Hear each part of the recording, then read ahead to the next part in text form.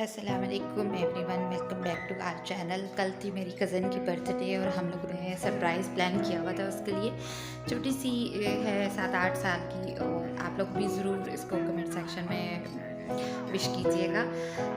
नेहा जो इसकी बड़ी सिस्टर है, उसने रूम सजाया था बहुत अच्छे तरीके से। लॉकडाउन की वजह से हमने बहुत लोगों को नहीं बुलाया, सिर्फ फैमिली मेम्बर्स थे हम और अलीना की होश में होते कि फ़र्स्ट टाइम ऐसी बर्थडे मतलब हम मिलकर सेलिब्रेट कर रहे थे। छोटे होते में तो बहुत धूमधाम से मनाते रहे, बट ये फर्स्ट टाइम हम लोग मिलकर मनाए थे। इस तरीके से बहनों ने आँख पे पट्टी बांध के कमरे में लाया ताकि सरप्राइज़ रहे।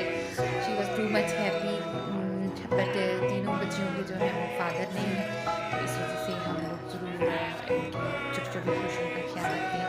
ये मेरे फादर बैठे हैं साथ में और हम चिट चैट कर रहे थे इसके साथ में कैसा लग रहा है, एक कैसा हर एक चीज़ भाई ने जो है वो इसकी पसंद की लाई थी, ड्रेसिंग, केक, और केक पे जो है वो नाम भी लिखवाया था। तो बहुत खुश हो रही थी माशाल्लाह से। अल्लाह ताला ज़िंदगी और सेहतियाबी नसीब करे तीनों बच्चियों को।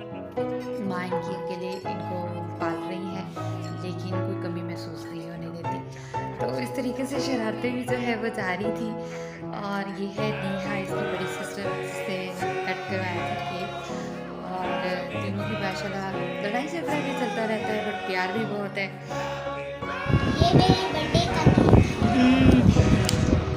बर्थडे मना के मज़ा आया है? मजा आया। अच्छा, केक खा के भी बताना कैसा बना है। ये किसका नाम लिखा है केक पे? मेरा आपका नाम लिखा है? सच्ची मुच्ची? तो ये था आज का छोटा सा व्लॉग। वीडियो पसंद आए तो लाइक करना बिल्कुल मत भूलिएगा और विशेष ज़रूर भेजिएगा अपनी अलीना ईमान के लिए। Thank you so much.